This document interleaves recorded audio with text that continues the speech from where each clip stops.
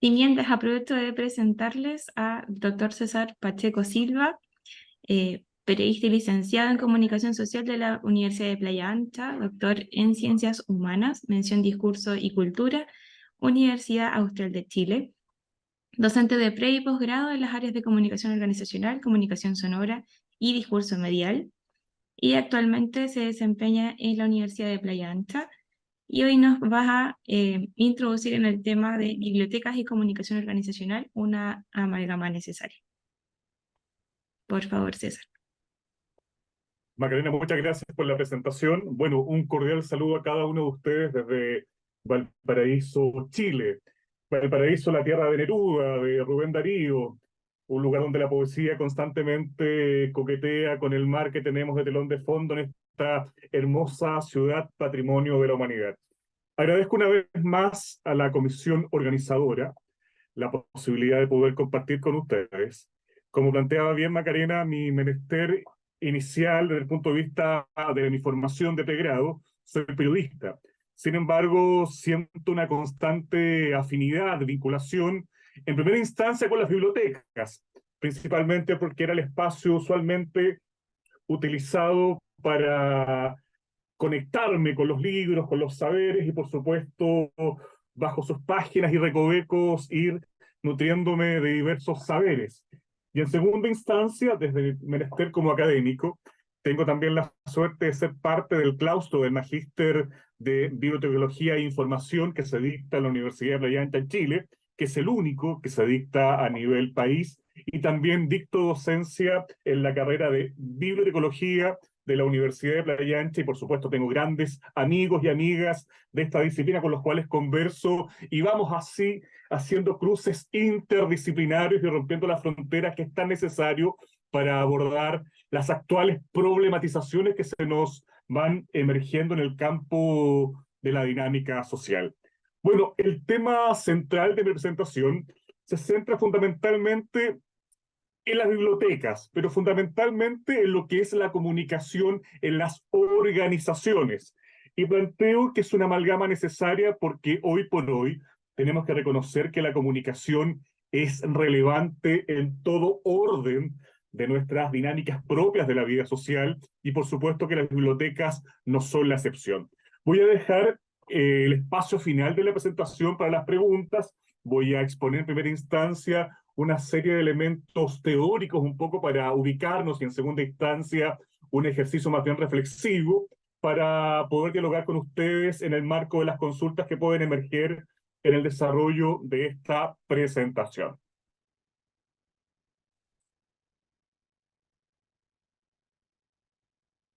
En primera instancia, creo justo hacer un pequeño recorrido histórico, por supuesto bastante primario, considerando el tiempo que tenemos en el marco de esta presentación, que es importante reconocer que la comunicación como objeto de estudio ha sido un objeto que lamentablemente recién a comienzos del siglo XX empieza a abordarse con cierta rigurosidad científica. Lamentablemente pasaron casi 2300 años para que la comunicación se considerara un objeto de estudio en toda propiedad. Y ahí, por supuesto, es bueno recordar al maestro Aristóteles, sin lugar a dudas, uno de los pensadores más grandes del mundo occidental. Y Aristóteles, en este ejercicio de su preocupación multidisciplinaria, también le importaba la comunicación. Y por supuesto, él tiene un texto, a mi juicio, bastante potente y decidor, que es la política, antes de entrar propiamente en la retórica. Aristóteles, un poco analizando lo que es nuestra esencia de seres humanos, planteaba abiertamente que los seres humanos tenemos el logos. Y recuerden que para los griegos la concepción de logos milita en dos concepciones fundamentales. Una, el logos como pensamiento, pero también como lenguaje. Y cuando hablo de lenguaje, hablo fundamentalmente de comunicación. Y Aristóteles planteaba fundamentalmente que el logos, ese lenguaje, esa razón, nos permitía también construir comunidad, vivir en sociedad. Incluso Aristóteles planteaba la siguiente afirmación: solamente quienes son capaces de vivir fuera de la dinámica social son las bestias, y los dioses. Entonces, Aristóteles hace mención y posiciona la práctica comunicativa como un hecho relevante. Y además también es importante considerar, queridos amigos y amigas, que también el contexto en que se mueve Aristóteles es el concepto de la polis griega, la referencia de la Atenas, fundamentalmente como la cuna de la democracia occidental. Por supuesto, podemos discutir el tema de la pertinencia si una democracia participativa como hoy la conocemos, porque recuerden que en esa democracia tenían lamentablemente las mujeres, los esclavos, y quien no tenía propiedades era excluido de la dinámica política. Pero es importante reconocer que en realidad su pensamiento comunicacional, él después lo va a sustentar en lo que es la retórica.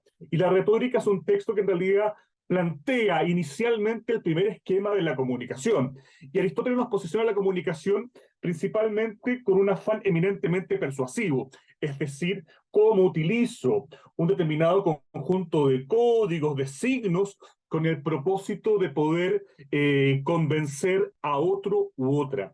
Y por supuesto, este primer acercamiento va a ser muchas veces el único.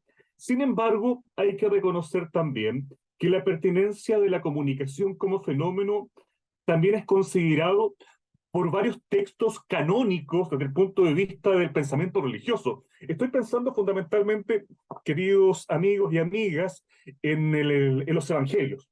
Y fundamentalmente pienso en el Evangelio de San Juan. Y San Juan rompe un poco la dinámica de Lucas, Mateos y Marcos para abordar fundamentalmente en sus primeros párrafos un ejercicio que intenta de cierta forma explicar qué es la deidad, qué es Dios. Y fundamentalmente parte con una frase que cuando uno como comunicólogo se acerca e intenta comprenderla, es muy potente. Y parte Juan diciendo, al principio era el verbo. ¿Se dan cuenta la analogía que hace Juan respecto a comprender a Dios, a la deidad, como un acto enunciativo? Y por supuesto, para quienes analizamos también y trabajamos la lingüística, perdón, nos damos cuenta que el verbo termina siendo el rey de la sintaxis, es decir, es el rey sin lugar a duda indiscutido de todo ejercicio comunicacional.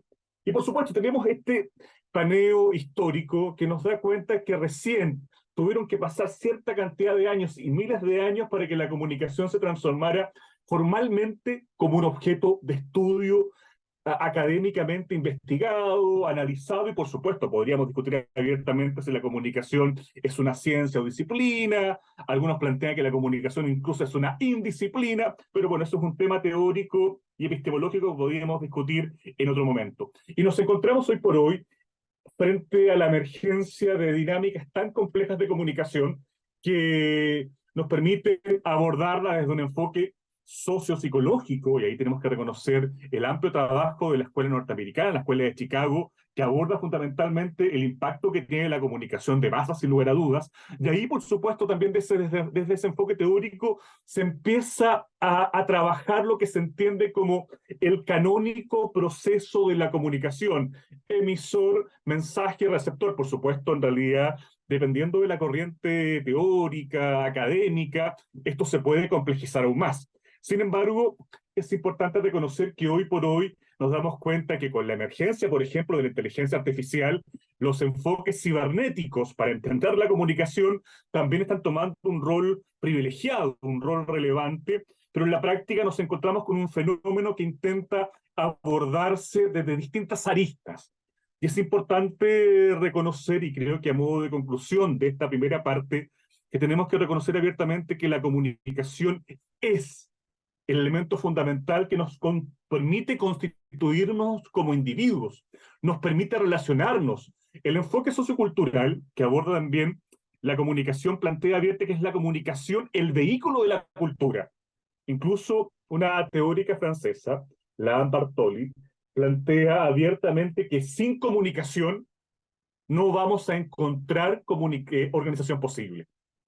Y fundamentalmente es importante ese punto de vista porque es bajo el concepto de organización es que tenemos que comprender también el desarrollo y cómo hoy por hoy debemos entender también cómo funcionan las bibliotecas a nivel global.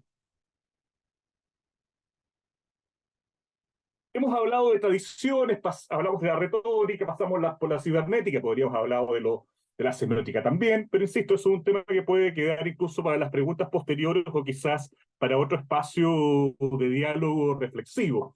Pero es importante reconocer que la comunicación tiene niveles.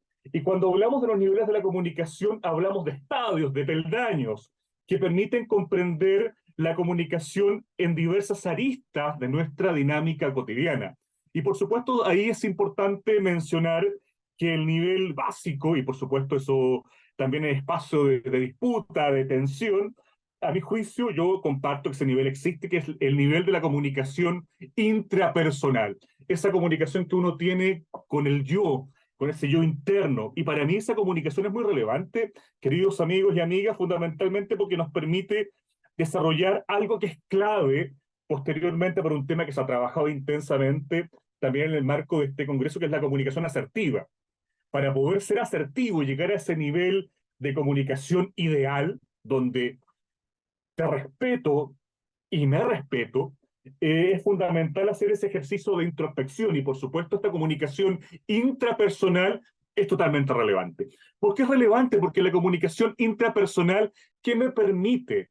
Me permite el autoconocimiento, me permite poder conocerme. Y por supuesto, ahí yo siempre pongo en el tapete y siempre hago un guiño a los griegos. Y aquí vuelvo quizás a considerar a Platón. Platón tiene un diálogo precioso, especialmente los diálogos denominados socráticos, donde él, citando a su maestro, y su maestro Sócrates hace un viaje por Delfos, y cuando Sócrates camina por Delfos se va a encontrar con una especie de templo donde está el oráculo. Pero en la entrada del templo aparecía una frase muy potente que hace mucho sentido para poder comprender lo que es la comunicación interpersonal y que tiene que ver con la frase conócete a ti mismo. Es una frase llena de simbolismo, llena de potencia, pero tiene mucho sentido cuando uno trabaja la comunicación intrapersonal, porque en la medida que me conozco, voy a ser capaz de conocer mis virtudes con el propósito de poder potenciarlas y mis defectos con el propósito de poder minimizarlos, con el propósito de poder llevar y contribuir a esta vida social a la cual todos estamos llamados de manera intensa. Por supuesto, este es un nivel básico de la comunicación, pero también está la comunicación interpersonal o la comunicación en pequeños grupos. La comunicación, sin lugar a dudas, es un espacio dialógico, interactivo, de intercambios de significados de manera constante, y por supuesto la comunicación se va conociendo en la medida que somos capaces de interactuar con diversos actores en todo momento, con el propósito de intercambiar significados, y esos significados pueden ser desde el punto de vista afectivo, desde el punto de vista pragmático. Insisto, yo creo que en realidad ahí la comunicación interpersonal es tan relevante que debemos hoy por hoy darle el posicionamiento que merece. Me ha tocado muchas veces apoyar a equipos de reclutamiento de talento humano. Muchas veces me llaman como experto en comunicación y me toca muchas veces analizar el comportamiento de los candidatos o candidatas que están postulando a un determinado puesto.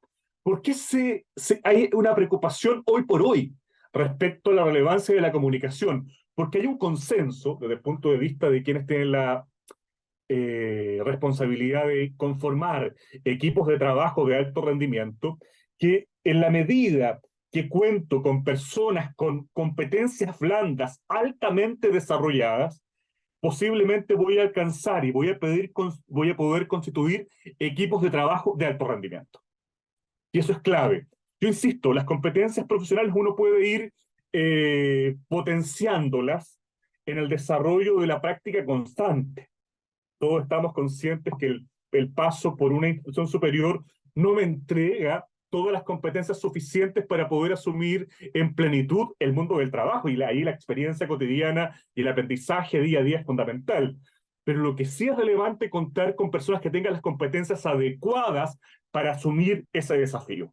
Y por supuesto es clave ese ejercicio de selección riguroso con el propósito de contar con las mejores personas para asumir los desafíos que nos impone este siglo XXI marcado, sin lugar a dudas, por la sociedad red o la sociedad de la información.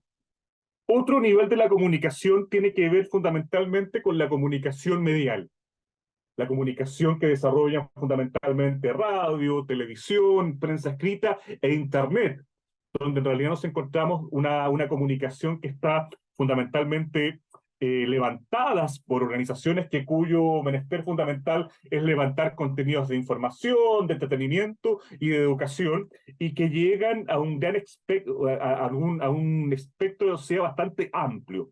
Además, también ahí yo levantaría una pequeña patita adicional para poder comprender el fenómeno, porque hoy por hoy también, en pleno siglo XXI, aparecen los nuevos medios de comunicación, donde en realidad, sin lugar a dudas, se pasa del rol de una gran empresa de comunicación que asume el ejercicio de una comunicación medial bajo determinadas plataformas, a que hoy por hoy cualquiera de ustedes que está conectado en este momento puede transformarse en un líder de opinión, en un creador de contenido, gracias al uso de las redes sociales. Y eso en realidad es una gran revolución que hoy por hoy las teorías de la comunicación medial no han sido capaces de comprender en plenitud. Antiguamente necesitaba tener una gran inversión para poder ser un creador de contenidos desde el punto de vista medial. Hoy por hoy, queridos amigos y amigas, cualquier persona que cuenta con un dispositivo electrónico, un teléfono celular, podría ser potencialmente un generador de contenidos que marca cierta tendencia. Y además también tenemos que reconocer que la dinámica de las redes sociales, ¿qué me permiten?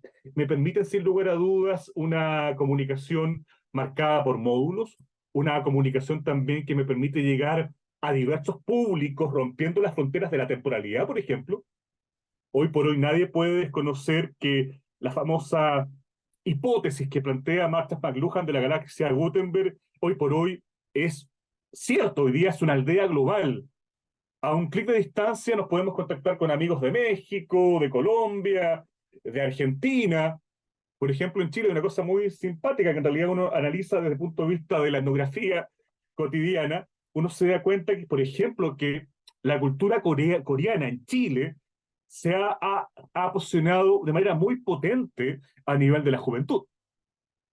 Por ejemplo, acá se escucha mucho K-pop y hay grupos que se reúnen cada cierto tiempo para escuchar y hay ferias al respecto en realidad y se han creado ciertas tribus urbanas en torno a esta temática que uno podría pensar está a miles de kilómetros de distancia, pero esta globalidad que nos permite consumir contenidos de diversas latitudes en tiempo real lo hace fundamentalmente la emergencia de Internet como medio de comunicación y por supuesto esta dinámica de las redes sociales 2.0 donde ¿qué se ofrece? La posibilidad de la interacción.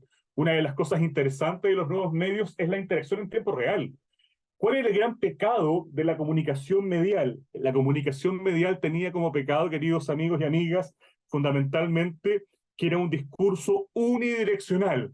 Era muy complejo poder interactuar con la televisión en tiempo real, con la radio, con la prensa escrita. Pero hoy por hoy los nuevos medios tienen esa ventaja de la interactividad en tiempo real que genera una participación constante y permanente de todos los actores en el proceso de la comunicación. Porque para que haya comunicación tenemos que ser también tajantes, tiene que haber un proceso de interacción constante donde el emisor se transforma en receptor y viceversa. Y además también tenemos una comunicación que va a ser el centro un poco de la discusión, que es la comunicación organizacional. Y es ahí donde voy a intentar comprender los desafíos que tienen las bibliotecas hoy por hoy. Voy a... Parece que se pegada mi presentación. Ahí viene la presentación. En primera instancia quiero levantar una definición del concepto de organización. Y es importante reconocer que en el campo de las ciencias sociales y humanas, los conceptos son bastante complejos de definir. Y por supuesto, uno puede encontrarse 50 autores que van a intentar entregar una definición distinta en el marco del concepto de organización, que es un concepto que está en constante disputa, porque diversas disciplinas se intentan apropiar y adueñarse del tópico. Por ejemplo, el concepto de organización aparece en la sociología, en la psicología, en la comunicación, en la educación, incluso en la informática. Entonces, es un concepto que en realidad se va constantemente siendo utilizado y se va nutriendo de diversas disciplinas. Y en la práctica, a mi juicio, el concepto de organización es un concepto que, sin lugar a dudas, va constantemente nutriéndose y va sirviendo también de respaldo conceptual para poder comprender ciertas prácticas de la vida cotidiana. Y por supuesto, no les quepa la menor duda que si invitamos a un sociólogo, a un antropólogo, a un educador o educadora, vamos a encontrar tensión al momento de definir este concepto. Entonces, justamente, bajo ese ejercicio de tensión que puede ocurrir, tenemos que reconocer que es un concepto complejo de definir sin lugar a dudas, pero lo podremos caracterizar. Y creo que ahí va a ser clave y va a hacer mucho sentido el momento de intentar poder comprender sus características fundamentales. Pero en primera instancia, yo siempre me gusta destacar que cuando hablamos de una organización, y ahí yo soy eh, fanático de Niklas Luhmann para poder un poco explicar este concepto, a mi juicio tenemos que asumir como punto de partida para esta discusión que vamos a desarrollar, que cuando hablamos de una organización, hablamos ante todo de un sistema. Es decir, un sistema es un elemento de componentes que están en constante interacción, pero ese sistema, queridos amigos y amigas, es un sistema abierto. ¿Abierto en qué sentido? Que va a estar constantemente vinculándose con el entorno, y esa vinculación, ¿qué va a generar? Por una parte, que el entorno me tensione, me ponga desafíos, y yo también puedo incidir en ese entorno desde el punto de vista del menester propio de mi organización. En la práctica, la hipótesis inicial que los sistemas son entes cerrados, yo creo que está descartado hoy por hoy. ¿Qué es un ente cerrado? Piensa en la polis griega. La polis griega tenía la concepción de autarquía, es decir, la capacidad de ser capaz de autoabastecerse y evitar el contacto con el mundo bárbaro. Sin embargo, hoy por hoy tenemos que comprender que en este mundo globalizado somos completamente un sistema abierto que se va nutriendo del entorno y nosotros también intentamos impactar en ese entorno. Por ejemplo, las bibliotecas en el contexto de la pandemia. Tenemos la pandemia que fue originada por un virus particular que de cierta forma tensionó toda la vida social, toda nuestra dinámica cotidiana se vio tensionada. Entonces, ¿qué significó? Que un elemento vinculado al tema sanitario fue capaz de incidir en todas las prácticas cotidianas y, por supuesto, la educación por una parte y las bibliotecas tuvieron que adaptarse a este desafío. Por supuesto, eso trajo consecuencias, a mi juicio, bastante complejas. Yo he conversado con varios amigos, directores de bibliotecas universitarias al menos, y ellos reconocen que después de la pandemia se produjo una forzosa caída de los usuarios de las bibliotecas universitarias y lamentablemente hoy por hoy, a pesar que ya en Chile volvimos ya desde el año pasado a las dinámicas presenciales, no se ha podido volver a la intensidad que se vivía hace algún tiempo. Hoy por hoy uno camina por las bibliotecas y camina con cierta tristeza porque uno ve realmente elefantes blancos. En la práctica ve una estructura física enorme, repleta de libros, pero lamentablemente los espacios no están siendo ocupados por la comunidad bajo la cual se pensó ese espacio universitario en un momento determinado. Y eso es importante también tenerlo claro. Y ahí vienen también desafíos en torno a la comunicación que tenemos que asumir colectivamente. Bueno, características de toda organización. En primera instancia, las organizaciones están compuestas por individuos y grupos. Y es importante hacer énfasis en este elemento fundamental, porque cuando hablamos de organización, hablamos ante todo de una organización humana. Y cuando hablamos de humana, hablamos también que el intercambio de información que se genera en ese entorno va a ser eminentemente simbólico. Y justamente tenemos que tener presente que bajo esa dinámica también estamos conviviendo no solamente con individuos, sino que también con grupos. Y por supuesto, cuando intentemos ahí reflexionar en torno a los públicos que hoy por hoy tiene la comunicación organizacional central, las bibliotecas, es importante también hacer ahí un justo análisis. Es importante también reconocer que desde el punto de vista inicial, ¿por qué se levanta la organización? Fundamentalmente porque hay propósitos, hay elementos en común, hay una misión, una visión, valores compartidos. En la práctica, la organización tiene sentido en la medida que ese grupo de individuos comparte cierta esencia y, pues, por supuesto, se plantea cumplir con esa misión y esa visión levantada en un momento determinado. Por ende, yo siempre cuando me toca trabajar en las asesorías de algunas organizaciones, a veces llego y me encuentro que no hay una hoja de ruta. Y la hoja de ruta suele ser fundamentalmente, más allá de grandes manifiestos, la definición de una misión y una visión. Y ojalá que esté publicada en todas partes y además también ojalá que haya sido construida mancomunadamente. Y ahí, por supuesto, yo soy partidario que plantea Kaplun fundamentalmente en que es importante que la dinámica comunicacional es la clave de toda organización, pero para que sea un insumo válido, potente, que pueda generar una consolidación de una cultura organizacional, es relevante ahí que todos los actores puedan participar de todos los procesos propios de la organización. Incluso ahí yo siempre considero la ingeniería civil industrial, que es una disciplina bastante rigurosa con el uso de la matemática y que suele afanarse en levantar muchas veces estudios cuantitativos para poder conocer cómo funciona una organización. Hoy por hoy están conscientes de la relevancia de lo cualitativo. ¿Y en qué sentido? La importancia de tener una escucha activa de todos los actores que son parte de esa organización con el propósito de poder generar mejoras de procesos. Otro aspecto importante, queridos amigos y amigas, es que las organizaciones se estructuran sobre la base de la diferenciación de funciones y división del trabajo.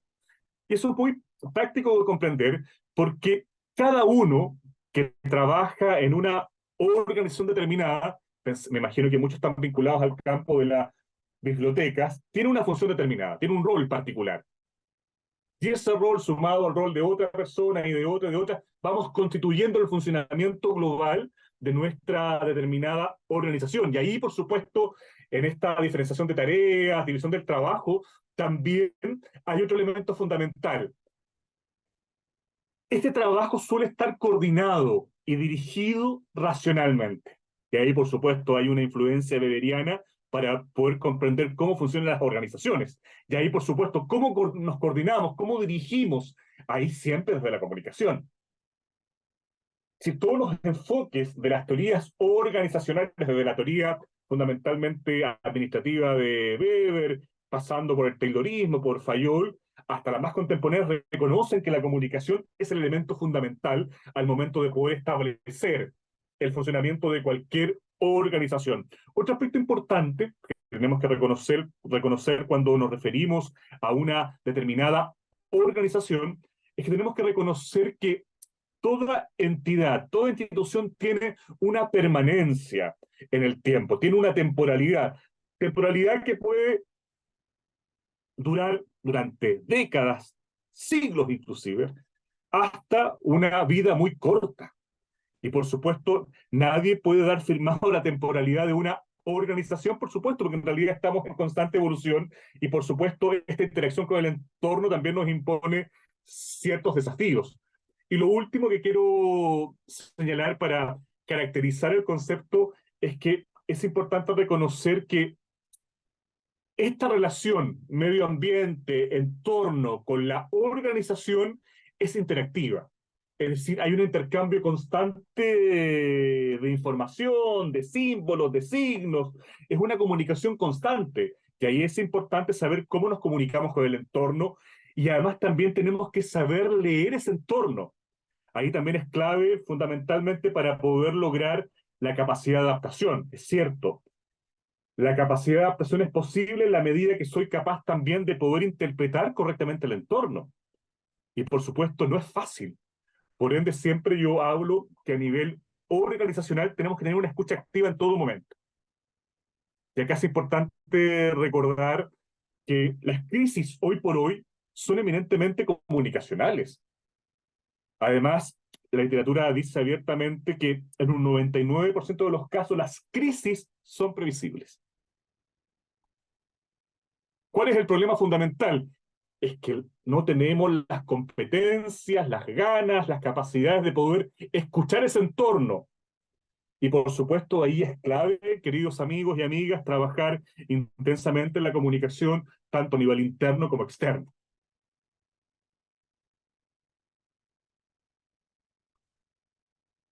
Voy a intentar un poco ahora unificar lo que es la comunicación organizacional e ir siempre aterrizándolo al menester de las bibliotecas. Y ahí es importante asumir una serie de principios de la comunicación.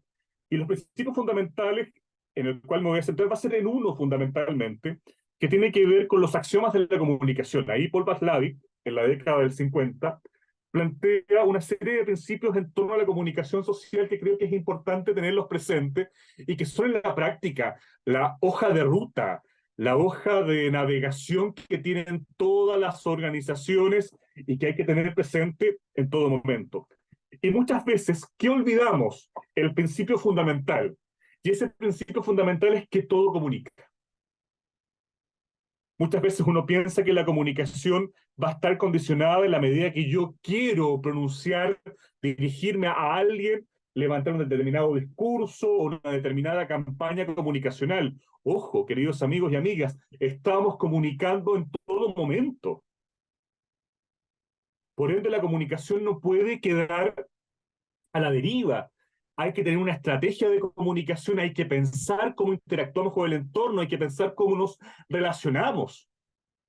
El silencio también es una forma de comunicación. Y cuando hay silencios, automáticamente que estamos dando cuenta que simplemente no le importamos al otro o a otra. Y ahí es importante constantemente asumir que las bibliotecas son un espacio de comunicación constante. Además, también ahí se produce la gran paradoja. Las bibliotecas trabajan con información, pero muchas veces hay cierta incapacidad de poder comunicarla. Yo creo que ahí, en la carrera de bibliotecología de la Universidad de Playa Ancha, tengo que reconocer que estamos trabajando intensamente en la nueva malla. Y cuando se comenzó a trabajar esa nueva malla, automáticamente surgió la necesidad de levantar cursos de comunicación. Porque es cierto, yo creo que tener competencias comunicativas debe trabajarse en todo plan de estudio y no solamente en el campo de la bibliotecología, sino que en todas las áreas del conocimiento. Porque la comunicación es el insumo fundamental de nuestra vida social. Por ende, es importante tener las competencias adecuadas para poder trabajarlas y desarrollarlas. Además, también, hoy por hoy, el concepto de liderazgo es un concepto muy potente, que está muy marcado en lo que es la teoría de la administración. Por ende, en realidad, el liderazgo también tiene en la comunicación un elemento fundamental. Si no hay comunicación, es imposible que haya liderazgo, ¿eh? Semiótica organizacional. Es importante contarles, queridos amigos y amigas, que en Chile, hoy por hoy se está desarrollando una nueva versión, la número 13 del Congreso Chileno Internacional de Semiótica. Está desarrollando hoy en la Pontificia Universidad Católica de Chile. Tuve la suerte de estar el día de ayer participando en una mesa plenaria y justamente hablábamos también la relevancia de la semiótica organizacional. En la práctica, las bibliotecas, los centros de información están marcados por un simbolismo, el simbolismo fundamentalmente de la arquitectura. Es decir, los espacios comunican constantemente y ahí es importante tener presente cómo nosotros comunicamos desde nuestros espacios, desde nuestras propias dinámicas. Y es importante tener presente que justamente unido al principio anterior que todo comunica es cómo vamos a comunicar de mejor forma. Hoy por hoy, conversando con un grupo de estudiantes, analizando un poco cómo ellos evalúan sus bibliotecas, un una preocupación constante es que ellos sienten que el espacio físico no los acoge. Comentarios, por ejemplo, que surgen, hay poca luminosidad, incide directamente también en cómo ellos perciben sus organizaciones. siempre yo insisto, todos los tiempos van exigiendo nuevos desafíos comunicacionales y hoy por hoy tenemos generaciones distintas, generaciones que exigen nuevas estrategias de comunicación para poder generar cierto vínculo.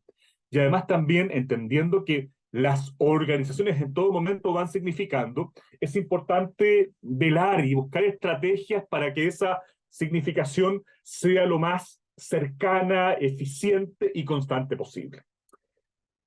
Otro punto importante, planteo en un signo de pregunta, bibliotecas fosilizadas. Esta frase reconozco que no es mía, tengo que atribuírsela al catalán Pastor, que él plantea que ciertas dinámicas sociales evolucionan. Por supuesto, hoy por hoy estamos conscientes que en pleno siglo XXI, año 2023, la medicina ha evolucionado considerablemente. Hoy por hoy hay elementos totalmente sofisticados para poder enfrentar diversas patologías. También piensen en la ingeniería civil. Puentes, túneles han sido posibles gracias al desarrollo de la tecnología. Fíjense en el desarrollo de la informática.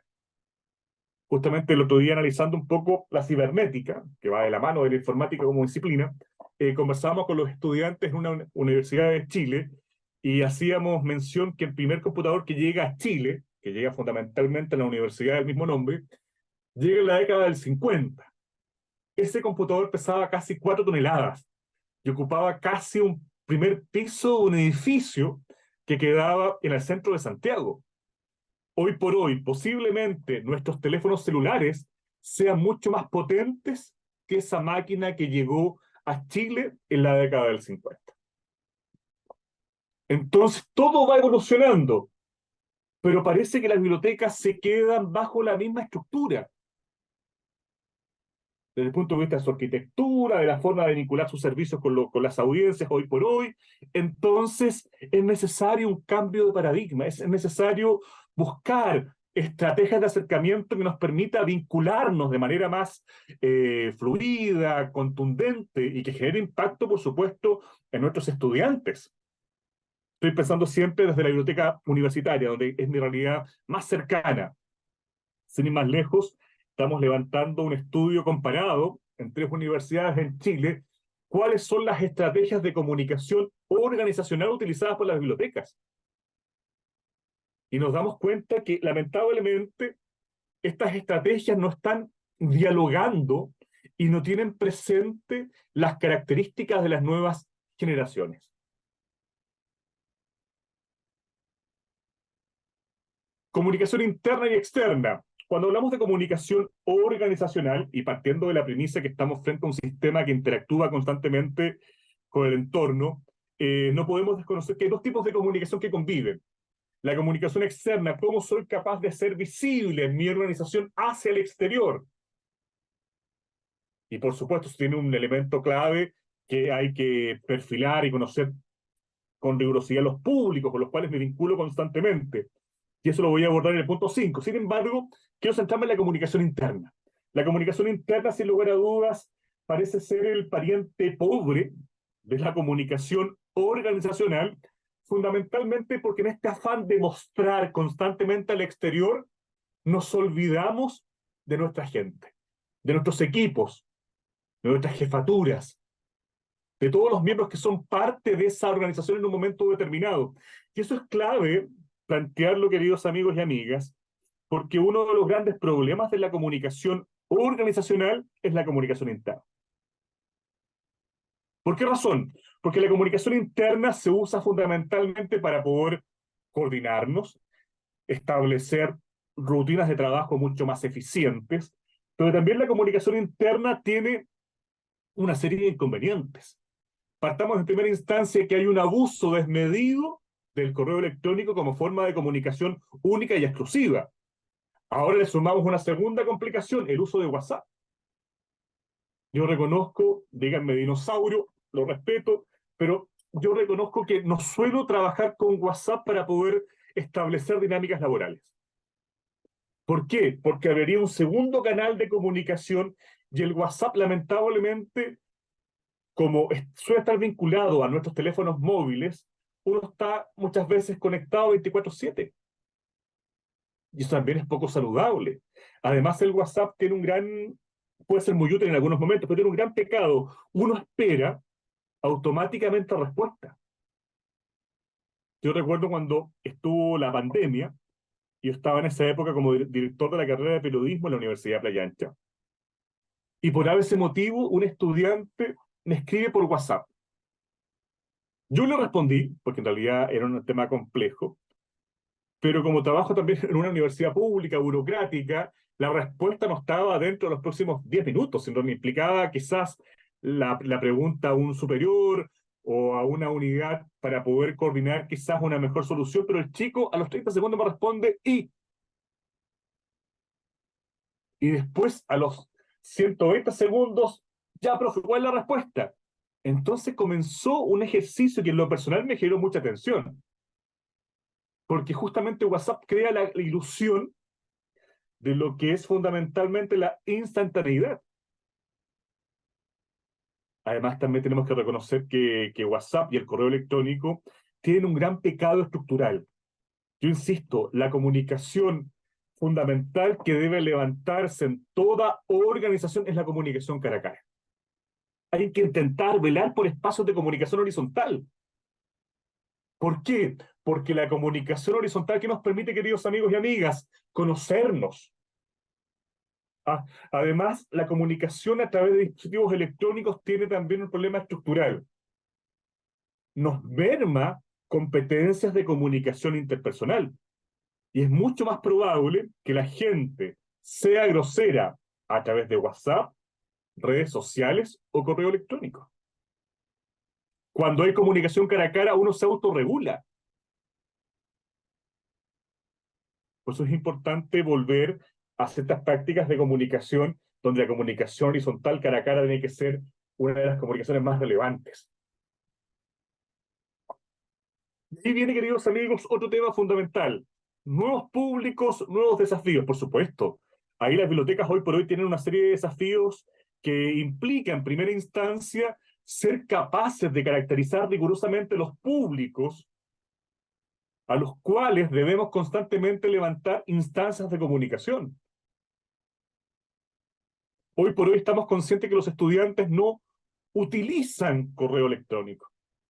Sí, intensamente redes sociales. Entonces, cualquier desafío que está vinculado a la comunicación en las organizaciones implica, queridos amigos y amigas, tener claro esa caracterización. Rápidamente, a modo de ejemplo, yo recuerdo que les pedí a mis estudiantes de comunicación organizacional de la Universidad Playa Ancha que levantaran una estrategia de comunicación pensando en un consultorio de salud pública en Chile. Créanme, queridos amigos y amigas, que la mayoría levantó una campaña en redes sociales. Porque, insisto, las redes sociales deslumbran fundamentalmente a los jóvenes. Sin embargo, ahí había un error estructural. Y ese error fundamental era no reconocer las características del público que es parte de esa vida organizacional llamada consultorio. ¿Por qué? Porque los usuarios de ese consultorio eran fundamentalmente adultos mayores. Y los adultos mayores hoy por hoy no usan con la intensidad de los jóvenes las redes sociales. Entonces, levantamos un contenido, pero lamentablemente ese contenido va a caer en un terreno infértil porque lamentablemente no tengo quien lo consuma.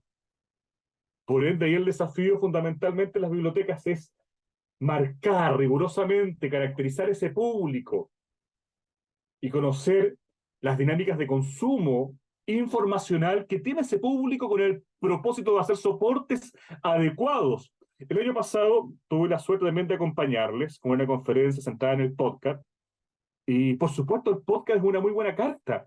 Códigos QR, videos. ¿Por qué la comunicación en las organizaciones tiene que ser poco original? Yo los invito también a pensar en una comunicación innovadora, que sea capaz de ser atractiva.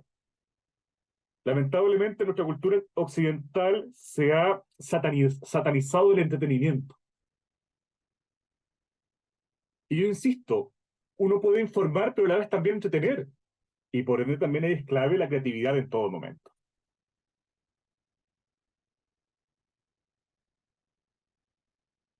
Quiero cerrar la presentación de hoy fundamentalmente intentándome centrar en una tradición de la comunicación, que es la tradición ética, ¿ya? Y fundamentalmente porque me gusta siempre trabajar la comunicación más allá de los paradigmas cibernéticos, sociocultural, fenomenológico, retórico, en torno a la comunicación social, fundamentalmente porque yo parto de la premisa que la comunicación nos permite constituirnos como individuos. Piensen, queridos amigos y amigas, que una de las formas silenciosas que hay de violencia simbólica a nivel organizacional es el bullying. Y el bullying también se manifiesta bajo dinámicas brutales de exclusión. Si yo quiero maltratar a alguien, simplemente lo aíslo, lo invisibilizo. Y eso, por supuesto, merma a cualquier individuo porque la comunicación es parte de nuestra vida cotidiana. Por ende, ahí es importante reconocer que tenemos que siempre tener presente a todos y a todas al momento de comunicar. Tenemos que tener claro quiénes son nuestros públicos, cuáles son sus características, sus edades, sus gustos, sus motivaciones. De ahí es clave fundamentalmente ser capaz de tener y desarrollar esa sensibilidad comunicativa. ¿Y qué nos dice la ética de la comunicación? Levantar mensajes adecuados, pertinentes, siempre centrados en la verdad y además también que sean capaces de ser comprendidos por el público que yo espero llegar.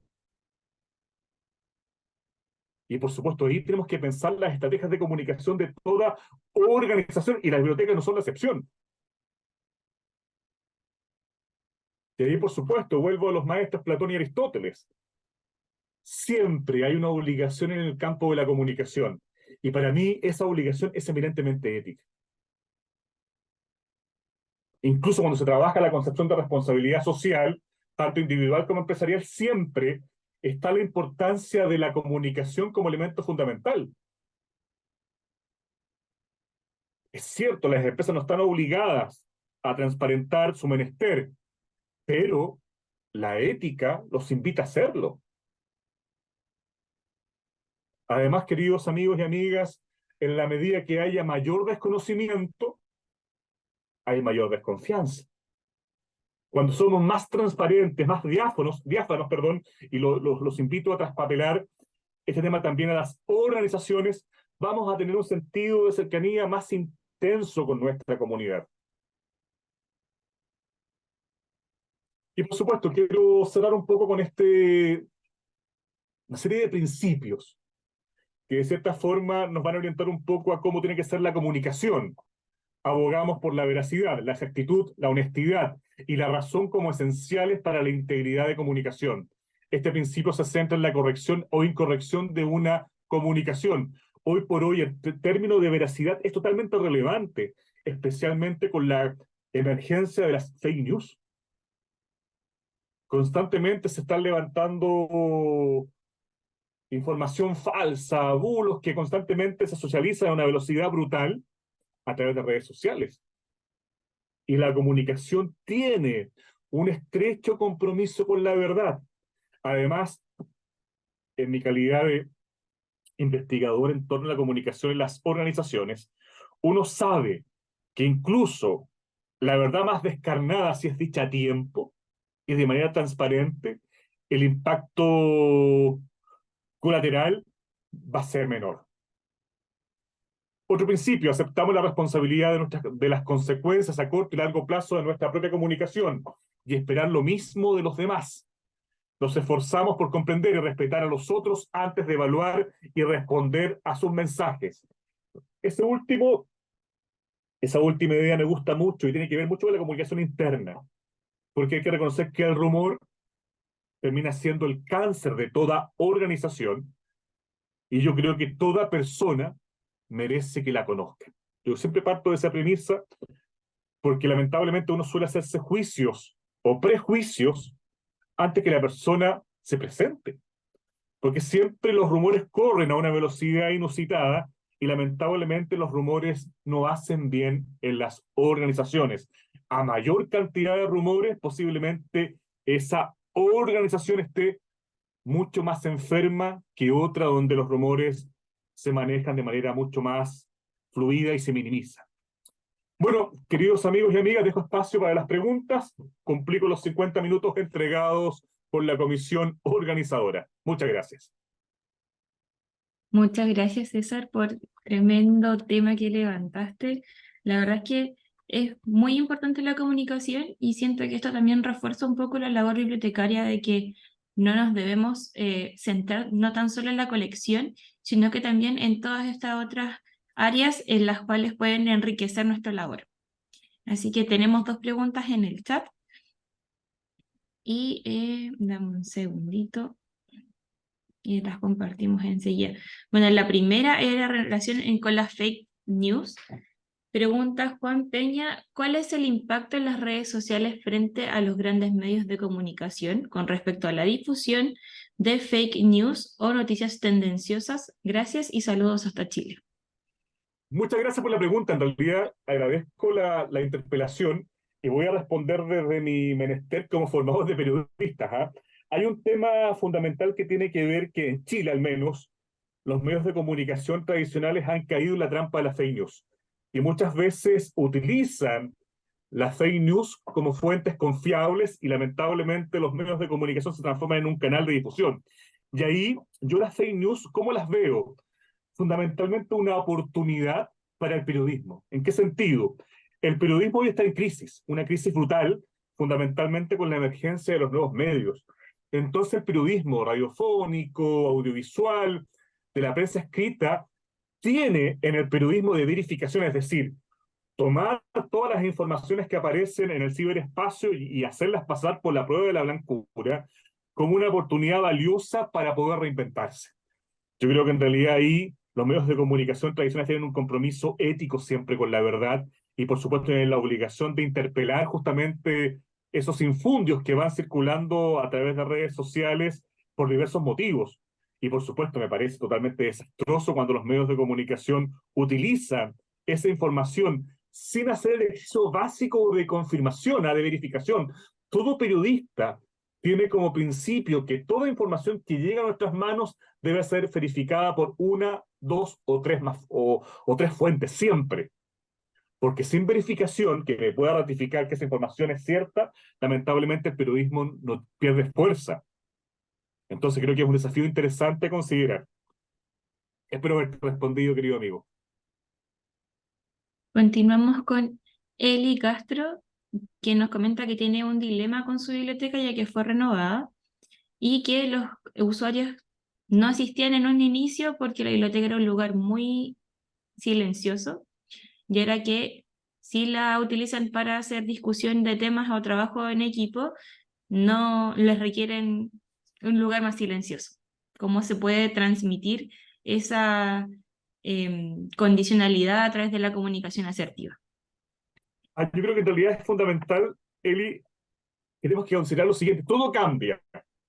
Y también las bibliotecas cambian. Yo recuerdo muy bien que cuando asistí a la biblioteca de la Universidad Playa Ancha, donde hice mi pregrado, el silencio era el elemento fundamental. Sin embargo, hoy por hoy, las bibliotecas, en su afán de poder vincularse con las nuevas generaciones que también son más apasionadas, más bulliciosas, están abriendo sus espacios. Y justamente hoy por hoy, ¿cómo lo ha resuelto la biblioteca universitaria, al menos en Chile, que es un caso digno de estudiar? Las bibliotecas se están transformando en pequeños centros culturales, donde están dando espacio para la música, para el arte y para la extensión universitaria. Es decir, el silencio de antaño está dando paso al sonido. Y también te planteo, Eli, desde mi experiencia como hombre de radio. Para mí el sonido es clave. El sonido es parte de la vida cotidiana. Y ahí fundamentalmente, estimada Eli, es clave ser capaz de hacer esa transición. Y ahí, por supuesto, ¿dónde está el problema fundamental? Fundamentalmente los públicos internos, quienes son parte de esa biblioteca históricamente, que se criaron en la biblioteca del silencio como elemento fundamental para permitir el trabajo. Y ahí es importante reconocer que las bibliotecas hoy por hoy tiene pequeñas salas de lecturas internas, y creo que ahí se puede resolver el tema desde la arquitectura de los espacios. Yo creo que en realidad no podemos desconocer que tenemos que abrirnos a nuevas experiencias, porque si no nos abrimos al sonido, como lo digo yo, estamos condenando a la biblioteca a una muerte lenta, dolorosa y brutal. Efectivamente, yo lo digo desde mi realidad acá en la biblioteca y claro, me parece que hay algunos usuarios que vienen, mm, a mi suerte, segmentados en horarios y días, así que coexisten perfectamente, pero sí es un desafío. Tenemos otra pregunta de Iván Carrera. Consulta, ¿cómo establecer la comunicación organizacional tomando en cuenta que el usuario joven prefiere hacer consultas vía correo electrónico o en la red de la biblioteca? Perfecto. Mira, Iván, muy buena pregunta y me gusta mucho que lo pienses desde los propios públicos. Yo creo que eso es clave. Y fundamentalmente cada público te va a imponer un ritmo de comunicación. Por ende, si los usuarios jóvenes les gusta vincularse a través del correo electrónico, por supuesto, usemos el correo electrónico. Pero también es importante crear otros mecanismos. Por ejemplo, hoy por hoy, ¿cómo alfabetizamos a los estudiantes? Ya no basta con el manual que se levanta crónicamente del servicio de biblioteca. Yo creo que en realidad hay que levantar podcast, respaldo audiovisual, códigos QR. Insisto, hay que levantar diversas estrategias de comunicación. No podemos simplemente descansar en una. Y ahí también, Iván, yo creo que es clave el trabajo multidisciplinar. Yo creo que en realidad las bibliotecas deberían tener un grupo de comunicadores o comunicadores que apoyen su menester. Y esa es la forma concreta de poder enfrentar los desafíos que hoy por hoy se imponen. Lamentablemente en Chile, y eso he hecho también ese pequeño estudio, hay pocas bibliotecas universitarias que cuentan con periodistas. La Frontera, por ejemplo, en Temuco, tiene un grupo de periodistas que trabaja con el director. ¿Por qué se da esa coyuntura? Porque el director es periodista, comunicador social. Mm. Pero ahí se da una coyuntura interesante donde están explorando diversos canales de comunicación y que permite a los jóvenes poder acceder a través de diversas plataformas a los contenidos de las bibliotecas. Y es importante reconocer también que tiene que ver con el cómo aprendemos. Hay formas de aprendizaje que se desarrollan a través de los sentidos, y una comunidad es visual, otra sonora y otra kinestésica. Entonces hay que hacerse cargo también de esa realidad. Y como el proceso de interacción con la biblioteca también es un continuo aprendizaje, hay que buscar estrategias también innovadoras para poder acercarnos a esos aprendizajes con las nuevas generaciones fundamentalmente.